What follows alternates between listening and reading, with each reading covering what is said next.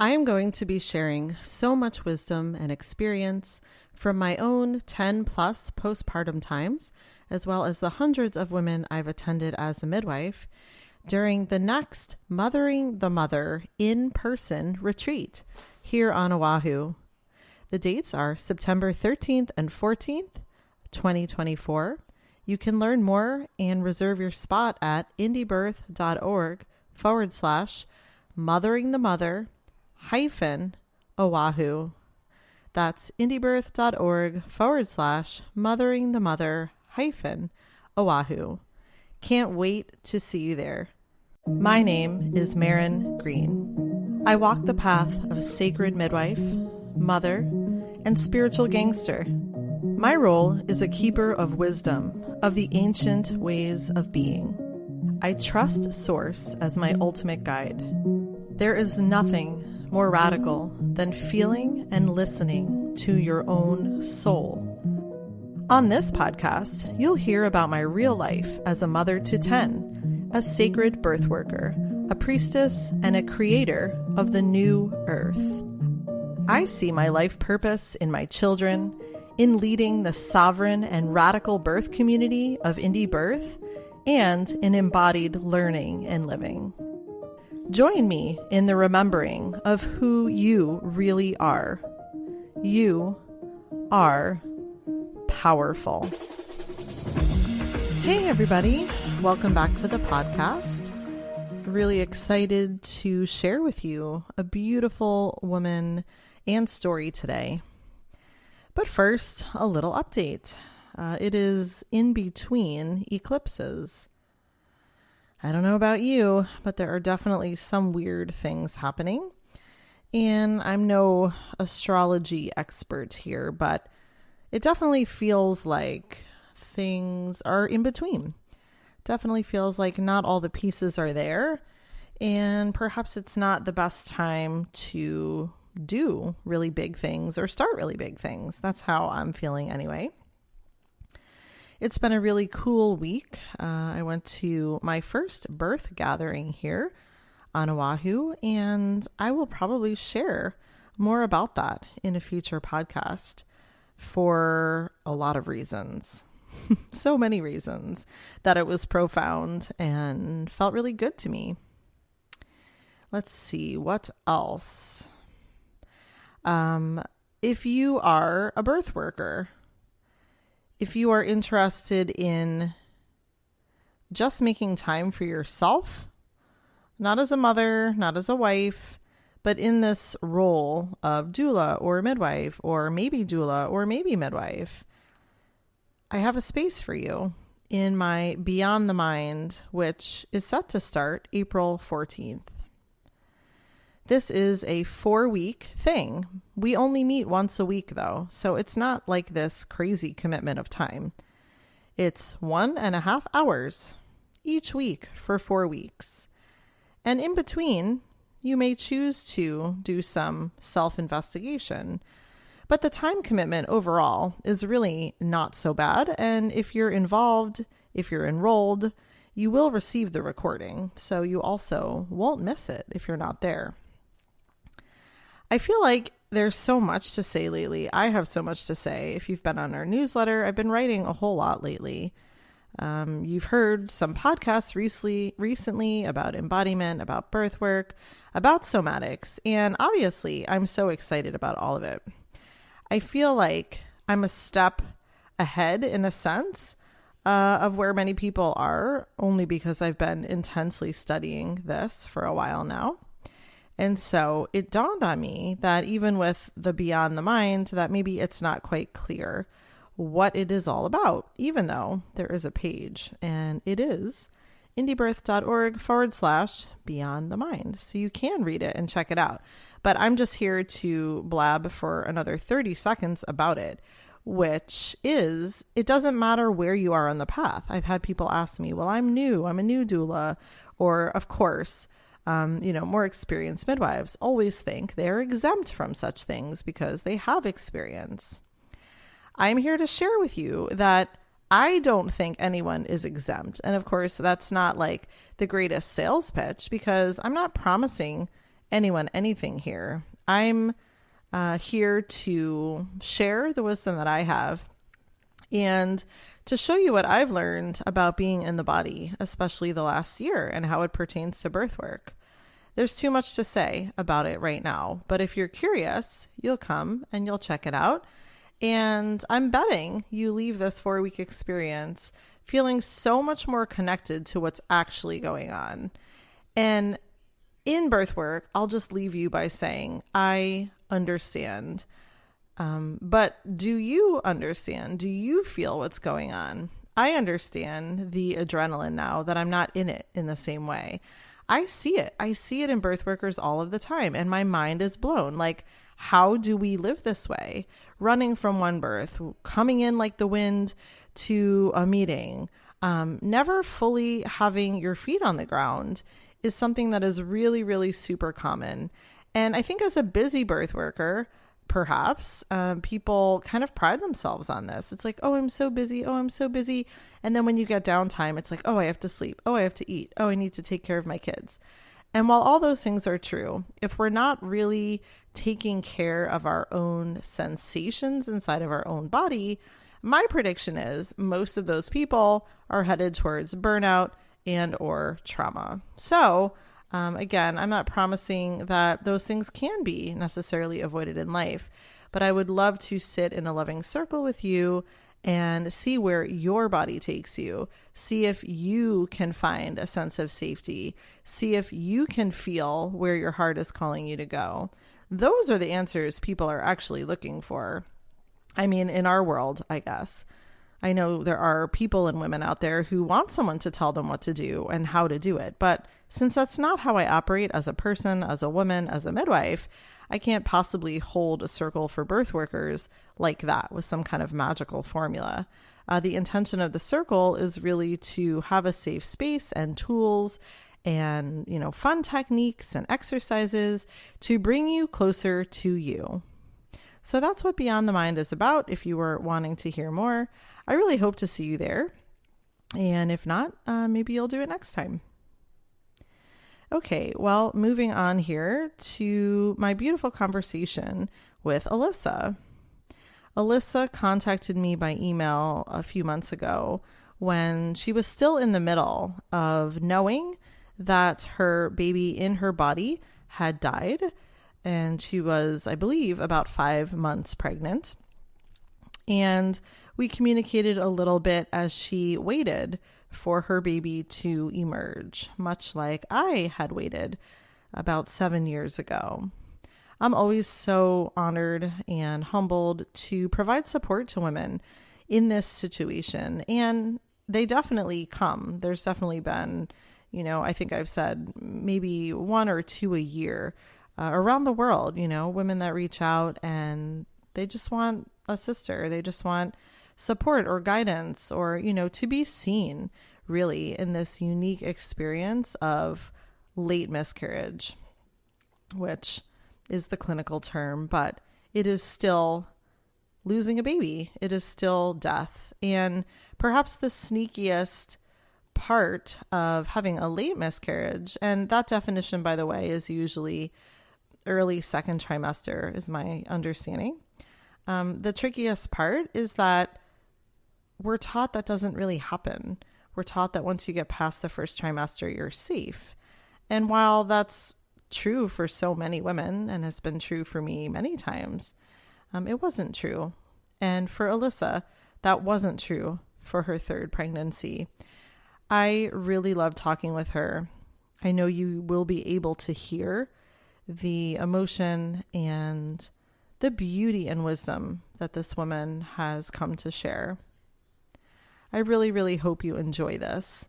And you can click on Alyssa's contact info in the show notes if you'd like to reach out to her at all, just to say you enjoyed it or share whatever thoughts you have. All right, enjoy this chat and I'll see you next week. Welcome to the podcast, Alyssa. I am so honored you're here. I have been looking forward to this, and even in our brief chat just a few minutes ago, Feel so inspired and humbled that you're here today to share your story and your heart. So, welcome. Thank you. Thank you. It's so nice to be here with you. Yeah, you've played a big part in my experience, and yeah, it's really I'm excited to share it. Even in my vulnerability and the pain, there's so Mm, much beauty and so much strength. So I appreciate you holding this space for me. mm. You are so welcome. And, it's mutually healing, I think, to sit with other sisters that have walked a similar path. So I think for both of us, it's probably going to feel really good to hold your story today. It already does. I mean, I don't know anyone else who has a similar story to me than you, and I feel safe here. So, Mm. yeah, I definitely think that in sharing, we can heal, and sharing our stories. We're not alone in our experiences. Definitely. Hmm. How are you feeling right now? Where would be a good place to lead in? What comes up for you? Um, I'm feeling good. Honestly, I'm feeling a little bit emotional. I suppose there's some emotion coming Yeah. out. I haven't really spoken openly in maybe this type of arena or in this depth since I've experienced, my miscarriage. And so, yeah, I am feeling a little bit of emotion and a little bit of Yeah. tears. But I'm Yeah, feeling and it's good. it's okay like for us to be with that even though, people listen, Mm, not watch. Like I think even that is so profound and perfect.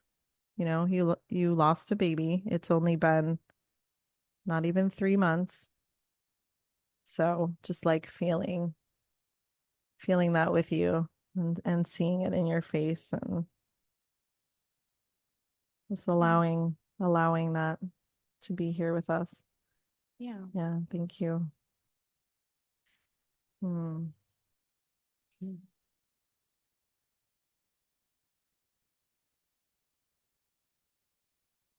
Yeah.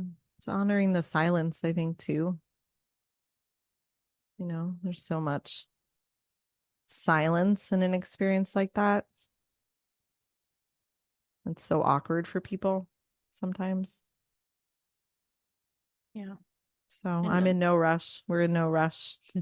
You just let what comes up that you want to share at whatever point, and you'll get it all. well, I suppose I fell pregnant, in July of 23 last year. And we were so excited to welcome our third baby, into our family. I have two little girls. And we were just so, so excited. We currently live in Mexico after relocating across the world from Australia. And Yeah. we've just always felt our heart is here in Playa del Carmen. And we just knew we were aligned when this baby, you know, made itself known to us. Um, and I am a doula myself, and I've had my own home births and things like that, and support women and their own sovereign birth and pregnancy and motherhood journeys.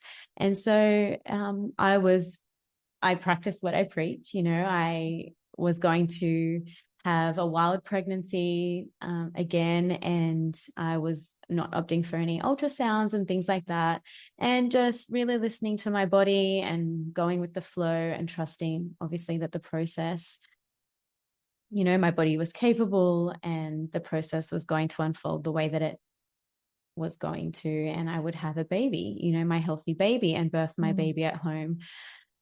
And everything was going really, really well. And I started to just not see any really mentionable blood. It was just like little streaks of blood in normal looking discharge. Hmm. When did And that start? When did you notice?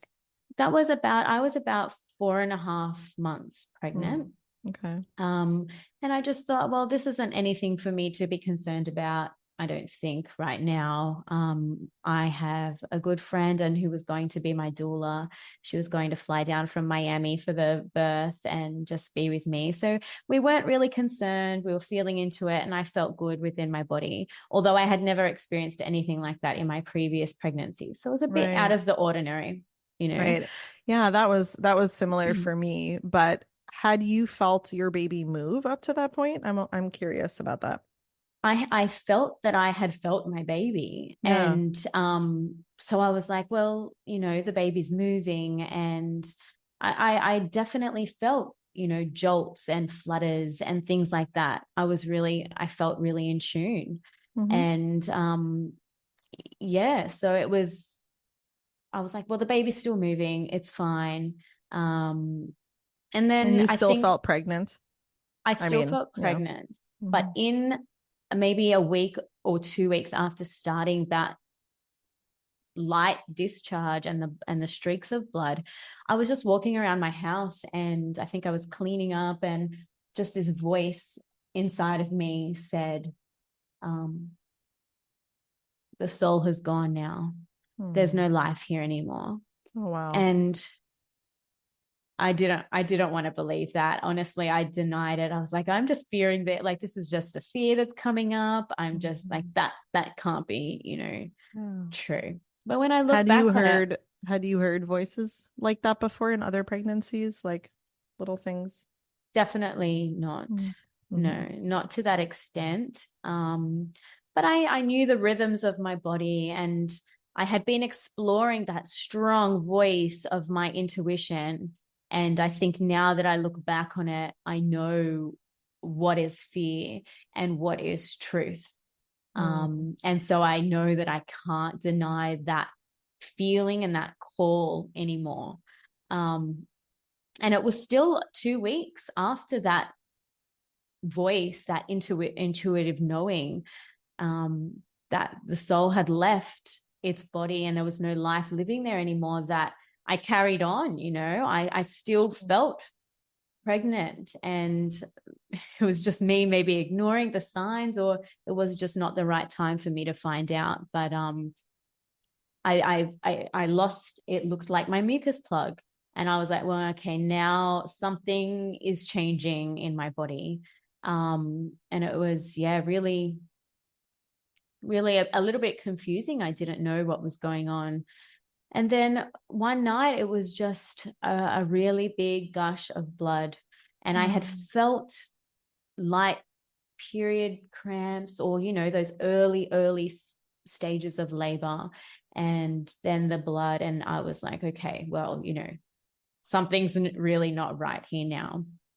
Yeah. Obviously not having any medical guidance in Mexico, I felt quite Mm-hmm. confident in that. I did go to the hospital and I was just it took me a lot to decide to go and get a scan, just to really know what was going on. And I felt within me that if I didn't go, it's like, did I do enough to save my baby if I had those options?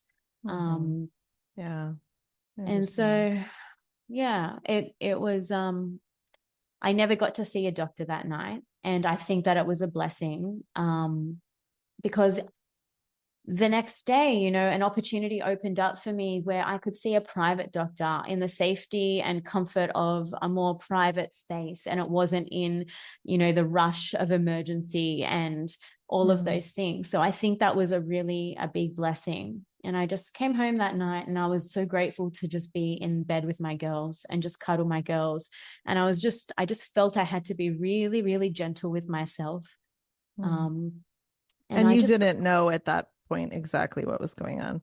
I didn't know. And, I just wrote and wrote and wrote in my journal. And I just prayed. I was, I Mm. hope the baby hasn't left me and that it stays. Mm. I really hoped for that. Sure, Um, of course. yeah. And, the next morning we woke up and we were really hopeful. It was a beautiful sunny day. And this private doctor called and he said, I've got one spare appointment. Please come in. And I was so grateful, so grateful. You know, I was just like, people are good. There's good people that want to help and that see your pain.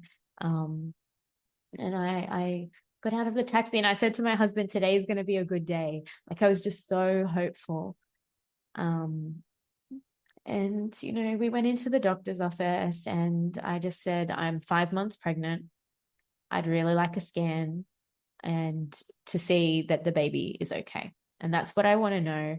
So I go into these things, you know, seeking information so that I can make an informed decision. And that's just what I wanted to know. I didn't want anyone's advice. I just wanted to see the baby.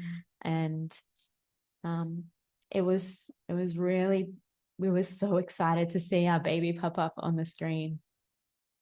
And we all like gasped, like, oh, there it is, you know, and it had its 10 little fingers and 10 little toes, and it looked like a chubby little belly. But I knew really quickly that there was no heartbeat. I knew, and I knew what I was looking at. And the doctor, of course, was really slow in, you know, navigating everything and just making sure that he was going to give me the right diagnosis. And he said, I'm really, really sorry. I think my husband, you know, he felt it right away, but I somehow knew, and I was somehow stunned and shocked, but I somehow knew. And it didn't hit me initially, you know. Yes, I do know. It's such an interesting mix of feelings. that knowing and then the shock, you know. Like the shock is just our nervous system because it doesn't make sense. Like you can know, but it doesn't make sense. You also don't feel like, you know, you trust the process so much and you somehow don't think it's going to happen to you. But I suppose that's part of really honoring birth in the way that we do. It's like we have to also understand that death is part of that. And so it really opened up my world to death. Right. Yeah, it's like, where did any of us get the idea initially that trusting meant we'd always have a live baby? And I think that's very much out there. I think that's very strong dogma still. I mean, and you know, people are allowed to hold that. That might be true for them. But once you've lived a different path, trust becomes something else and something so much deeper. Not just that everything is always how you want it because you believe it to be so. And believing that you're doing all the right things. I'm grounded. I'm emotionally regulated. I'm eating the right foods. My body is healthy. My body is capable. And it's just like these things can happen to anyone and everyone. And I think that's a big lesson, is like life goes and you can't pick and choose your experiences, but you can learn to ride the waves and maneuver and flow with life. And that's the same with birth. And I think that's very much the same with death, is allowing life to flow through you and you flow with life. The ups and downs, all of it is necessary. It's not just one way. These experiences and these lessons and, you know, this grace happens to everyone. And I think in now expecting that these things are coming our way at any point, it's like you build the capacity to be able to flow with it more, you know, the ebbs and flows of life. And yeah, so it was a big lesson for me to be able to flow with death. I can flow with birth. I feel really easily.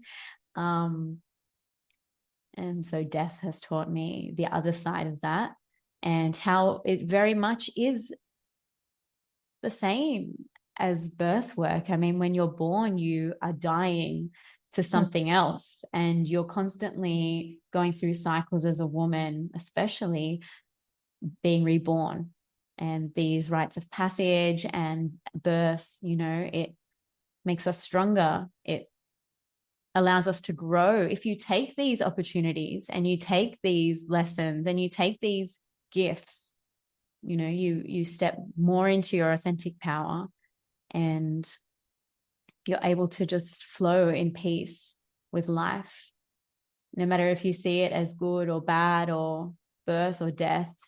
It's all just life, really. That's beautiful. It's life. Yeah. The experiences of being a woman. Yeah. We never know quite what we'll get. I mean, and that's true every day, right? Like it's so humbling to realize that's true all of the time, just that there are no guarantees. I really think it helps you live a little bit more in that way when you've had something like this happen, you know, and you become so grateful. I'm sure you'll share, right? To look at your two beautiful girls, and it doesn't replace the baby that has left, and it doesn't change it, but it's like I know I looked at my kids just so differently and still do. So grateful. Definitely. Like the expansion in love and gratitude that I've not known to this depth before has been a gift in itself. And yeah, my two girls, like everything that I have in my life and my family is just more than enough. Mhm. I don't need any more than what I've got. I'm so grateful. I'm abundant in infinite amounts. And it's because of this love that this baby shared with me, and to the depths I could feel the loss and the grief and the love I had for my baby. It's opened up so much for me in my life, in so many ways. And it's brought so much peace and so much harmony to my life. But not only that, I always wanted to show my girls about birth and how a woman is innately capable, and we hold everything within us to birth our children and to mother our children and nourish our children. And I think they've received some really profound lessons so early in life, but they learn off us, and to decondition from my preconceptions of what I thought death would be like, and, loss and hurt and pain. And it's just so horrible, and it's really dark and black, and all of the things, my experience with my family and previous experience of death was really painful and really hurtful. And I think to show my children that these things in life can happen, and you can, move through them and flow with them also. And they've been the biggest support to me, and it's just everything is allowed here and everything has been felt here properly. They've grieved in their own way also, because it does affect our children. Course, We yeah. can't hide these experiences from them. And I knew I would show them everything in this child's birth, just as they've witnessed with each other in each other's births, Yeah. but this child also, and also in this child's death, and how you're still able to honor your body and still honor this cycle. And it's really important to, I think, bring death back into the home and really truly honor it and feel it, and hold it with so much grace and beauty. It's so important. It's so important, and so much of that is hidden, right? From our culture, and yeah, from kids, as if they're too delicate for it. I don't know if that's how people think about it, but I've always felt the same, that no matter what, no matter what bodily process is going on, whether it's bleeding every month or, in the case of of our baby as well, it was always talked about really openly and still is. I have Mm. children now that have come after that have a lot of questions and they want to hear about it and they want to know about him. And it's some days just, dinner conversation or like this is just what is shared. That it was never anything to hide. And there's such beauty and simplicity in that. And like you're saying, not just the darkness, like there's humor sometimes, like there's a lightness to it. Things you would never imagine, I think, unless you were in it yourself. But I love that you brought your kids in, and I'd love to hear more about that too. Just, the process of the birth and how that was received by them as well. I've always chosen to be really open and honest with my children. And so when they were with us in the doctor's office, when we found out, and their reaction was they were really sad. They knew what had happened. And I suppose I was only given one option in the doctor's office, and it was, well, you need to take these pills. It's too risky now. You're 5 months pregnant. You can do this at home if you want to, and then you're going to come back and you're going to have a D&C. And so at that point, I was just like I was still shocked. I knew that that's probably not what I was going to do. Right. But I just nodded and agreed, and I just left quite quickly. And then it hit me when I left, and I was just like, oh my gosh, I can't believe this is happening. And it was a long process from there, I suppose. I When sat with was that this. in the calendar? This was Okay. November 18th of 2023. So I was 5 months pregnant. That's And crazy. Not to interrupt you, but I mm, think I think for me it was like the 16th of November, Scorpio wow. season. Well, Our I mean, stories yeah. are oddly similar. And that's what I realized, Yeah. listening to your podcast about Sable. And I was like, wow, I could have written word for word your journal entries. And that's why I just needed to connect with you and show gratitude Mhm. for you, because it opened up so much for me and I didn't feel so, alone. Mm. Um, I knew that I needed to do it in my own way. However, I was going to allow this baby to um, release from my body.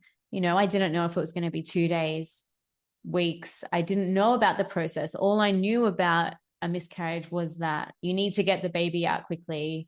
You're holding a dead fetus, and all of the fear and all of the Right. conditioning. And that's what everyone told me immediately. Oh, well, just make sure you get it all out. And I was just like, well, this is my baby. This is my baby. And I feel like I want to have my baby at home the way that it was intended to be, Um, safely with my family. And to be honest, I rarely take pharmaceutical medication. And the things that I had heard about some of these medications was quite horrific to me. In my feeling, in my body, I felt, oh, that's not good for me. Like, I'm really fearful of that. And if I take this medication, I'm going to need to be really grounded and really focused in my body so that I can stay in control hmm. of the experience. I sought advice from people like my doula, who is pretty much on the same page as I am. And she gave me different angles, and I really just sat with the baby for about, I think it was 2 weeks. And I was like, I need to go back to the doctor. I want to go back. I need to check that this is real and that there hasn't been a mistake.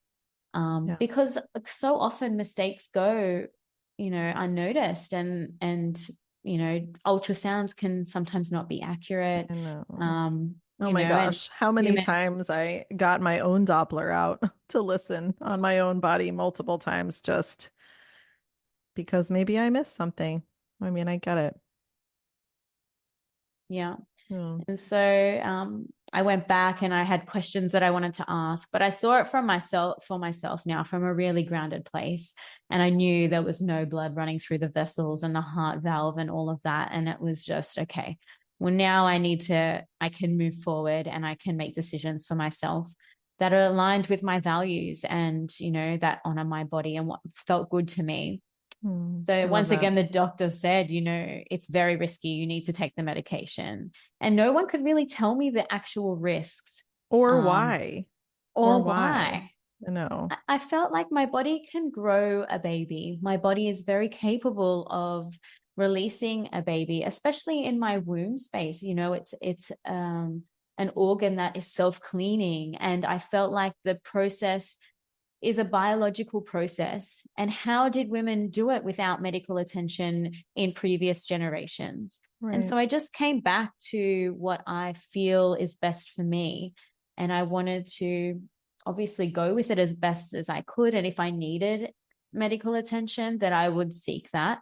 But I felt really good and really strong and really healthy in my body. Yeah. Um, Yeah. so, it was quite a while. I held the baby inside of me. I looked at options. And every time that I'm, muscle tested or did some kinesiology on myself, the answer was clearly no. It was no. Yeah.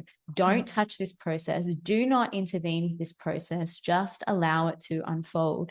And I think I learned a lot in those weeks that I allowed it to unfold, because when you're sitting in the unknown, like, you go to the depths of darkness and all of your fear, and yeah, you learn so much about yourself and about your body, and it unlocks something within you, this intuition and this knowing. Um so I looked at homeopathics and I looked at herbs and I looked at other options. I even did facial reflexology on myself, because I know all the points you shouldn't stimulate during birth, Right. because it, Right. and just nothing Right. was, working. And I didn't take any homeopathics or anything. So I just kind of went with the flow, and I made sure that my body felt safe and grounded and connected every day. I spent a lot of time in nature. And I just felt that if this baby is staying inside of me, there is a reason. There is a biological reason. I trusted that my body would be gentle with me. And I think that it allowed me to grieve and to process and to make space for and to move slowly. Right. And that is so important. Even though most people listening to this will never have this exact experience, I think even with earlier miscarriages, it's really important to consider that, like the space and time that this takes the body is important. It's not a fault. It's not because something is wrong necessarily, or, sometimes we hear like, oh, the body hasn't caught up yet. And I remember having those thoughts like, maybe my body doesn't totally understand yet what's going on, right? But I don't think it was that. I think for me, my body was just really used to holding pregnancies and was doing its job really well. But that space that most women don't allow because they don't feel they can, or they don't have support in that, rushed in for a DNC or whatever it is, that to me is so traumatic. And it's because there's no ability to, like you had the ability to do, to grow and to weave and to mourn and to live your life alongside this really big thing that was happening. I knew it was important, also with, I mean, birth trauma in the industry and in the hospital system. I didn't want any unnecessary invasion in my body also. So that was a big thing for me. But also, I try and foster secure attachment with my children and go with their flow. And, I didn't feel that taking the baby from my body before it was ready was the right path for me or my Yeah, child, even if the soul had left sure, already. sure. It's important to me to see my baby, to hold my baby, to have that finality, so that I could really find that closure, which a lot of women don't get. Exactly. They don't get to see their baby. Did it really happen? They're traumatized from the procedure, and there's a lot of things that can go wrong in procedures like that. And I just wasn't going to take that risk. Like I said, I felt fine in my body, and it's really about knowing yourself. No one else can tell you. Exactly. And I felt like if I did something that went against myself, I'd be really betraying myself. Mm. Um, and that was my driving force. I'm not here. I promised myself I would not abandon or betray myself ever, ever again. And I think That's that was one of amazing. the biggest lessons for me. It's like, I had my back the whole way. I had my back. Um, but it got to a point, it was about 8 or 9 weeks into it, and there was no movement. There was no change. I was bleeding on and off, and I thought, yes, this is the time. I It's know. it's now, it's now. And I was hyped, and then it would just fade off I again. And know. so it, Wow. it messes with you. Like, you do It's so question. It's like, weird. what's wrong with me? Why is it taking so long? I'm so surrendered. And it's like, but am I really, in trust of this process? If I'm Oh my angry, gosh. like, yeah, it Right. was And that's all part of it, and that's where I think like even something like the humor comes in because you might have these ideas, and of course if you're connected to people, they have maybe their ideas and insinuations, and it humbled me as well, right? Like even when we work with women that are having full-term live babies, we might have little judgments or expectations around why they're not going into labor, or things about the process that when you're in it like this, it becomes almost laughable. Like you tried everything, you thought the opposite of everything, and still, here you are. absolutely. And you cannot control it in the slightest. Like, you try and override the process of your body and of nature, and it's just, it's in its own time and its own way. And I came to learn very quickly that I was going to have to treat this like I was going to birth. And Yes. if I did nothing, birth would happen anyway. And it was just surrendering to the timing of how it was all going to unfold. Um, but yeah, it sends you on these loops, and it's necessary to feel it all and to witness yourself going back and forth and the polarities. And it's just, sometimes I thought to myself, oh my gosh, like I'm crazy. And I sheltered myself because there was a lot of outside noise. So I just had to really rein it in and only allowed a few people that I really trusted and that really trust the process also too. So I told no one, I told no one. But I was preparing myself for birth. The way I was going to birth in a live birth, that's what Mm-hmm. I came back to. And it's oddly very similar. And that's Definitely. what I realized. But it was about 8 or 9 weeks, and a friend that knew my plans and my wishes said, have you heard Marin's podcast about Sable? Her story is very similar to yours, and her baby passed at 16 weeks. And I think that you should listen to it. And at that point, that was a shining light for me, because there's no one out there that speaks about this or that allows this process to really unfold in this way. There's nothing on Google. There's nothing. Nope. It's just, there's no information about this. It's all Nope. fear based. And I was like, thank you, universe. Like, what a beautiful gift, and really a signpost that I was on the right track. um and as soon as I heard your voice, I just felt this peace come over me. I was sitting at about 9 weeks waiting for my body and constantly just saying, I'm waiting, I'm waiting, I'm waiting. And the first thing I think you said was, there's no waiting in the moment.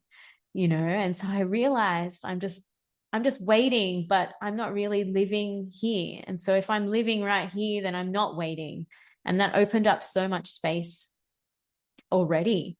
But your journal entries could have been word for word what I had written previously. And I think one of the most profound things that I took away from your story and you sharing your story about Sable was that you can make a decision to direct your life, and you can be surrendered, but there gets to a point where you're just a little bit passive towards it. So you're not really moving, you're not really making a choice to direct your life or opening up space for answers to come.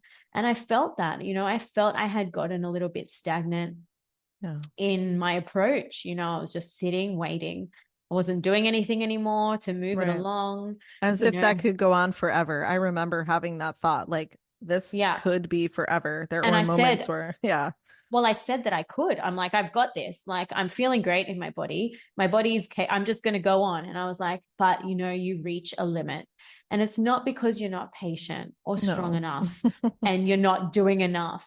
Like, this is 9 weeks holding your baby, and you're wondering what's going on, or is this going to turn this, or, and there's so much fear about being septic and all of these things, which, I don't really necessarily, believe that the body would do something harmful I to agree. me. So I just still trusted. And I knew in that moment that I had to make a decision, that I wasn't so powerless in Yeah. this. What did that feel like for you in your body? Like that, whatever you would describe, like that realization. Well, it was just permission to move forward, and Mm. it was you that opened that up to me. And it seems really simple, but when you're in it, it's like you're really rigid in the way that you're, oh, I'm not doing this, I'm not doing that, like I'm not going against that, this is the way I want to do it. And I felt more Yeah. ease. And I was like, well, I have to make a decision. I'm going to set a date, and I'm going to inform my body and prepare my psyche for, I had done a lot of research into some certain homeopathics that may help me Mm. release the baby. And so it was a full moon. I set the intention. Um, I was like, this is what I'm working towards. And I'm open to changing my mind. I'm open to receiving messages from the Right. universe Right. that this is definitely the direction, or don't do that. And as soon as I made that decision, when I was muscle testing, it said, yes, take the homeopathics, still no, take pharmaceuticals. And it just, this big shift. And the rest of the week, I just allowed it to be, and I wasn't worried anymore. I wasn't like, why? I didn't question it anymore. It just flowed. Mm. And I prepared my body every day. I'm like, I'm ready. I'm ready to move forward. I want to hold my baby. Please give me a sign if this is the right way, or if it's not. I'm open to changing. And so the night before the date came around, I had a dream, and I woke up from that dream, and it said, take the homeopathics, take it. Very clear knowing, Mm. the homeopathics. And so I started with one remedy, and I went on to a second remedy, and I felt shifts emotionally straight away within Yeah. myself. And it was almost unlocking emotional, um, you know, emotional, something I was holding within me that I really couldn't unlock, um, without that. And I knew that homeopathics are still aligned with my values. It's from nature. And if it doesn't resonate with you, it just flows out of your Yeah. body, and there's no harm done. Right. It's not a Um, forceful type it's not thing. forceful. So it was just gentle, unlocking of different things and symptoms I was feeling. But Yeah. it became stagnant also. So I was unsure if it was going to work or not.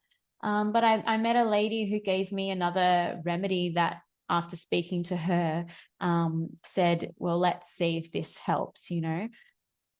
Instantly, when I took that remedy, I just had this knowing and this calling to book a session with my doula. Mm. And I had booked it for a week in advance, but something instantly was telling me, no, it needs to be tomorrow. It needs to be tomorrow. And I knew what was coming up. There was something that I had been holding in my body since I know when I'm being truthful, it's like a truth serum, you know, I was angry about, and I was holding from the beginning of my pregnancy, even something that I wasn't able to move through. And I knew that's what wanted to come out. And so That's amazing. I Yeah. just needed to voice that with someone. And my body was like, it needs to be now, sooner, sooner, sooner, rather than later. And so, there was so much shame around what I was holding. Um, but once I released that, in a safe place, and I allowed it to come out of me, It was like the final, the Wow. final thing. And that afternoon, my body started contracting and bleeding. And I knew it was time. So it was just so incredible how you can be led and guided. Once you open up, another option or the energy to flow, it's like the answers are revealed to you. Um, and it moves so quickly. And so, That's yeah, so I powerful. yeah, it was like birth, it was, my body was contracting, but it was, I think you mentioned similar, that it was one long contraction. There was no real ease or break from it. Um, and I just treated it like birth. I was going in like birth, Yeah, definitely. surrendered. Hmm. Um, and it took a few days over the course of that night. I spent a lot of time alone, which is what I felt I wanted to do. And I was, quite taken back by, the amount of blood that I was losing. I suppose it's one of my fears. Yeah, I was afraid of that too. I mean, I think we're taught to be afraid of that. And in that situation, like it did make sense to my midwife brain too, you know? Yeah. It's confronting, but I went into it after such a long process of being able to sit with it, like really just one step at a time, and just go with it and feel it all and allow it to move through you, and you're going to be okay, you know. Mm. Um, So and it how was, long did it take? well, it was all up, it was a few days. I mean, I woke up the next day and I had just released quite a few big blood clots. Mm. And then it stopped. And I was confused a little bit because um, I knew that if it was stopping and easing, that it might be over. And, I felt at the end of that there was this, and it felt exactly like transition in birth. So as a baby's coming through the birth canal, and I looked down and my daughter was actually with me, and a sack of water popped. And so it's like I had a transition and I had my waters break, Yeah, yeah. and then it stopped. Everything stopped, and Oh, wow. I was questioning everything and playing it out in my mind. I'm like, well, something's still there. The bleeding had stopped, but when I sat down there was intense pressure. Yeah. So something felt like it was there. And I went a whole nother day with no movement, and I was just grateful that I had moved through it, but I was confused, and then I was still hopeful that I would see a baby. um, because I feel like your body can process it, but I didn't feel like being 5 months pregnant that I wouldn't see a baby, or I wouldn't Right. see bones or something. And then the next morning after that, I woke up and there was this intense pressure again, and I'm like, this is ramping up again. I'm going to be alone. I couldn't sit down. I couldn't lie down. I was like, I'm going to the bathroom again. Yeah. And I just sat and wept and cried, and there's so much blood.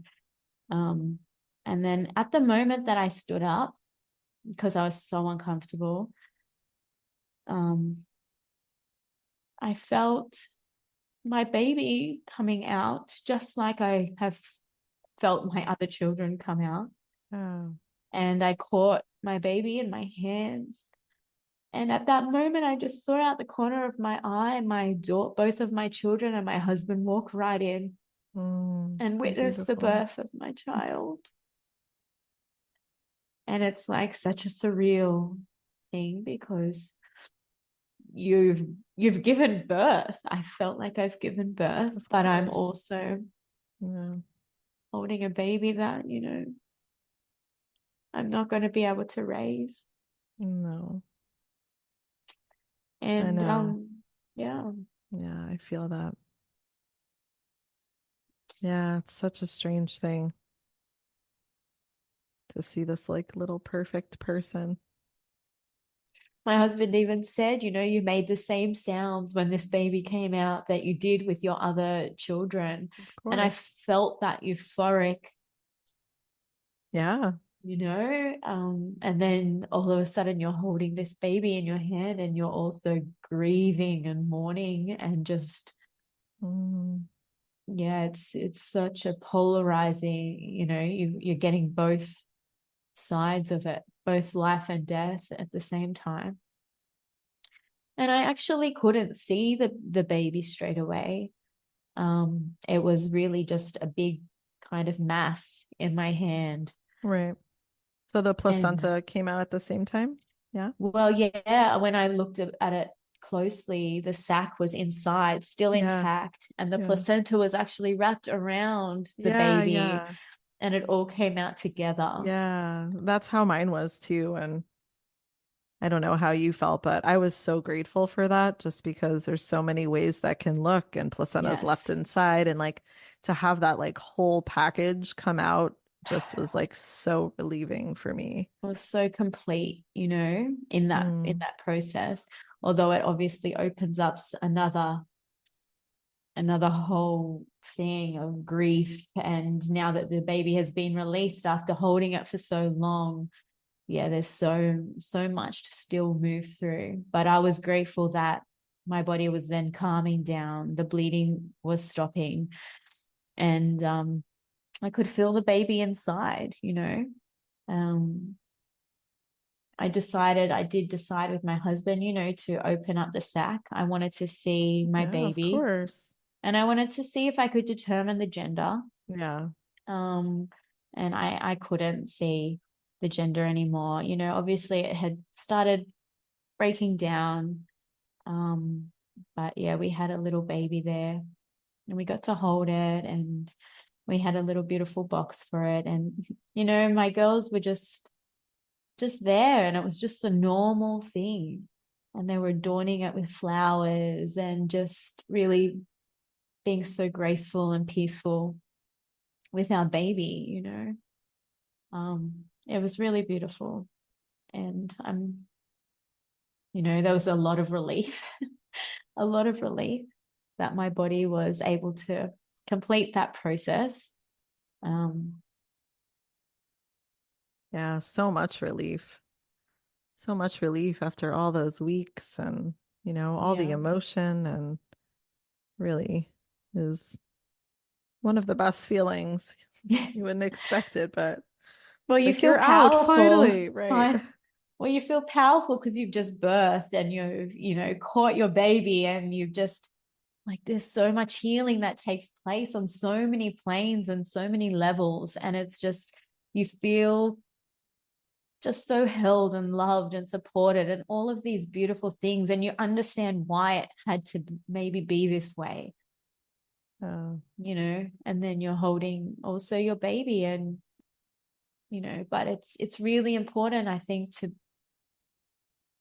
find it, like, have that finish, and know and feel that, um in all of its beauty. And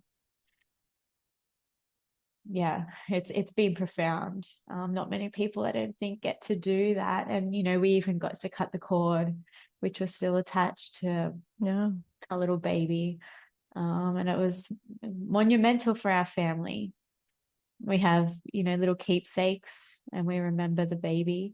And we speak about the baby all the time. Yeah. And we What might did you not name the baby? we actually didn't give it an official name. Hmm. I had a name which keeps coming to me for this baby because I asked about the gender. And this name keeps making itself known to me. But yeah, like, I mean, since that, we decided, I'm not sure if I've told you this story, but we chose a beautiful place on the coast of Mexico to bury our baby. And Oh, we were so flustered and so emotional and just so unsure about what we were doing and in the ways that we were honoring our baby. And it was a few weeks, and I just wanted the baby with me. I wanted to change my mind. I was just grieving. I wanted to know where it was. But we decided to go back to this beautiful place. And this tree that our baby was buried under made itself known to us, which we didn't notice before. Mm. And we asked our friend to identify the tree for us. And it was actually an Australian she oak. Oh my So, goodness. Mm. like, we're in Mexico, you know, and this is an Australian native tree where we're from in Australia by the beach. And it was just so a sense of peace just came over us. Like, this is Mm. where it's meant to be, and not knowing how we found it, that place or anything, we were just guided. Mm. And it's, you know, in Aboriginal culture, that tree is seen as a nurturer and a protector. And it was just made so much sense to me. It's like, it's okay to let this baby rest now and be at peace. um Mm. and yeah, it's just all come, it's just so, you can't explain it, the magic and the synchronicities and how serendipitous it all is, you know, when you allow it to all unfold the way that it's supposed to. There's so much beauty in it. Yeah, and the magic. I love that you brought that in, whether it's the synchronicities and the signs. I relied just so heavily on that. I mean, I do in my life, like I do watch for those things all of the time, but I think in that process, that was just so meaningful. And even to this day, those signs sometimes appear and I'm reminded of our baby. And I think they just, yeah, they come with such a magical, powerful mission that continues to unfold. So, I'm sure it will for you and in all the ways for your entire life, right? Like we were talking about, it's not like it's ever over. You have months that pass and years that pass, but it's something that is with you forever. And there's just so much hope, and I think that's all we want sometimes is, you know, hope. Mm, um and I found that life always brings you back to the beautiful. And you're so loved and so supported, and for being brave, you know, you're infinitely rewarded for following your heart and your intuition. And it's something that, you know, I wish everyone could know. You can't, well, I mean, some people try to bypass that, but then you miss the magic. You know, you miss out on knowing yourself as well, in and knowing life and understanding life and the miracles. And it's just, I'm just enlightened and in awe of this experience. No matter how heartbroken I have been, sure. you know, Of there's always course. hope. Yeah. Mm. Mm. Hope. Yeah. Thanks for sharing that.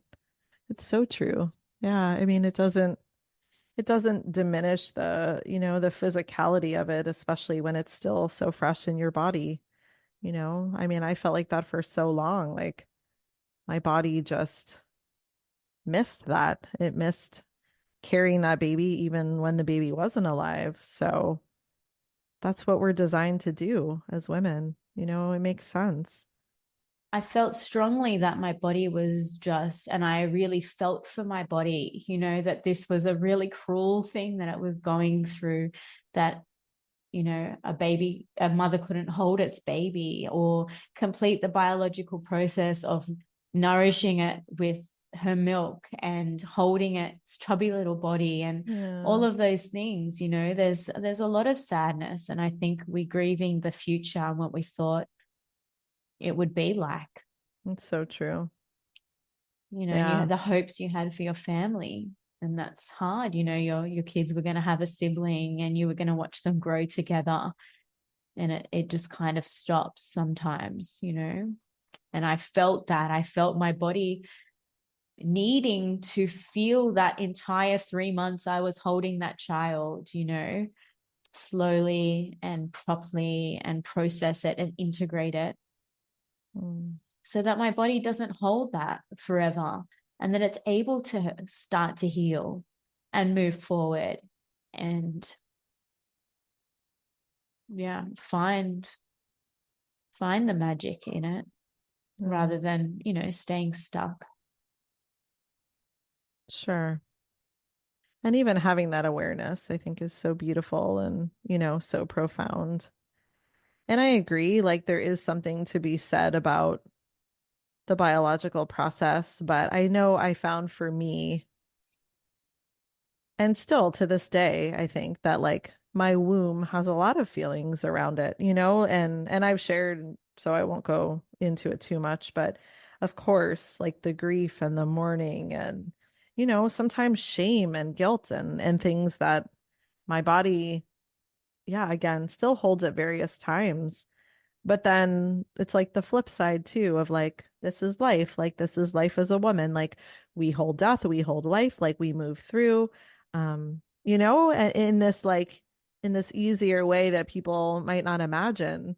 So I think we can hold all of it, all the complexity and all the like perfectness in what we didn't expect. And we make such a big thing maybe out of how we think something's going to go or how we're going to feel. But I suppose when you're in it and you're really, really, what's the word? Enthralled by it and Mm. captivated by it and completely give yourself to it. It just is, Yep. and I found that I could hold so much joy and gratitude and so much pain at the same time. But at the same time, I was just moving with so much ease. And we create these things in our mind where it's going to be this big event and it's going to be horrible and we're so scared, but when you're in it and when you've come through it, it's like, how did I do that? And Mm-hmm. like you move through it with so much pride and so much power, and you're so empowered, and you can't help but take that with you now that you've unlocked that within yourself and remembered that profoundness and that love and that just, oh my gosh, it's just like it's God, Yeah, you know. definitely. Yeah, these babies do show us that. I couldn't have known that without this beautiful baby's presence, you know. Mm. Yeah, I'm sure you are a completely different woman. Yeah. I'm sure. Definitely more myself than I could have ever been before. And, moved a lot more of the fear out of the way. Hmm. But what I realized, I questioned everything about myself, and I had to put my money where my mouth was. Do I really feel this way about my body? And, I do. I do feel like I'm living that authentically. And it just moved a whole lot more stuff out of the way so Oh. I could continue moving forward Mm. in more alignment, and in more love. And that's my purpose. It's like do the people that I love feel my love? That's so important. Um, you know, the work that we do as women and in birth and in death is so important. um, Sometimes and a lot of the time our work as women goes unnoticed, but it's, that's the important work. We're healing generations and our ancestors and our lineage, and we're paving the way for our daughters.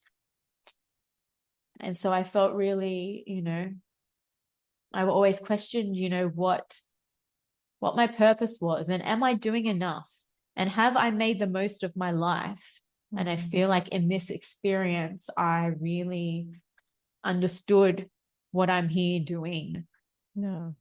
changing the narrative and all of this healing on so many levels for my own children and for myself. You Yeah. are. You are. And sharing this experience with us today has been so beautiful.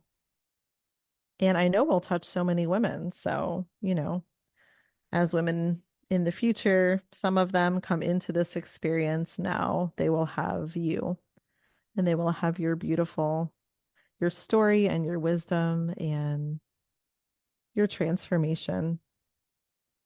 So you are doing it. You are in it It is happening as we speak.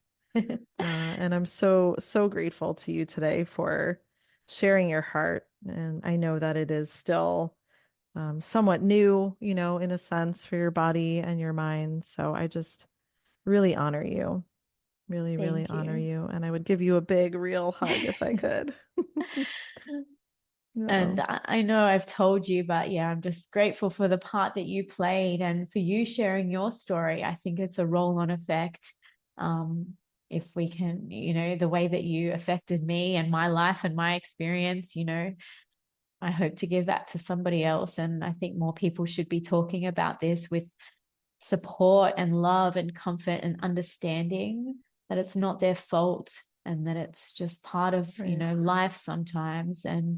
But just to be able to hold them without shame and judgment. And that's what a lot of women carry in this experience. Is like, something's wrong, my body's faulty. What did I do wrong? Oh, And it's definitely. Yeah. it's not that at all. I want women to know that.